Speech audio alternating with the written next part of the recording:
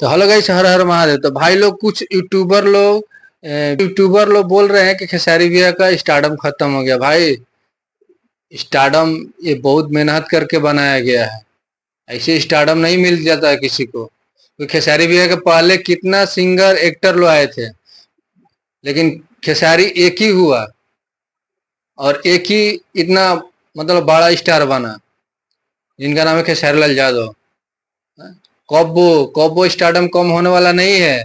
India ने international king है, international king. Doha Qatar में स्टेज प्रोग्राम आप लोग देखे थे ना, कितना एकदम हिला कर रख देते।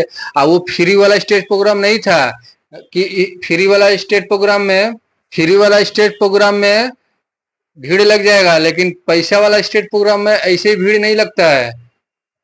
कोई पैसा देकर, और वहां दोहा कतर में पैसा देकर लोग गया था लोग खेसारी भैया को देखने के लिए। समझा? कोई इंडिया नहीं था, इंडिया के बाहर विदेश में पैसा देकर लोग गया था खेसारी भैया को देखने के लिए। ऐसे कोई नहीं जाएगा। इतना जलवा है खेसारी भैया का। और स्टारडम इतना जल्दी जाने वाला नहीं है। शेर अभी पिंजड़ा में है। पिंजड़ा सितंबर अक्टूबर में एग्रीमेंट खत्म होने वाला है, उसके बाद देखना देखना खेसारी भैया का जलवा। अभी भी ट्रेंडिंग सेक्शन में 3-4 गाना अभी भी खेसारी भैया का ट्रेंडिंग में चल रहा है।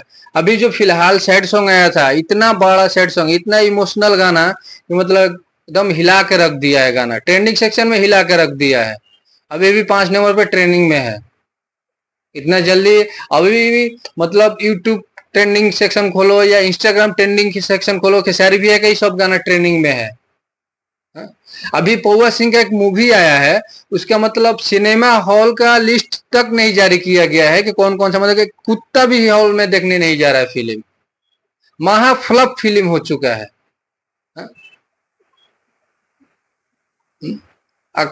कल खेसारी भैया का सालगिरह था, तो कुछ यूट्यूबर लोग वीडियो बनाए थे कि खेसारी भैया क्या हुआ, ये चंदा भाभी से नाराज है ना, क्या क्यों नहीं।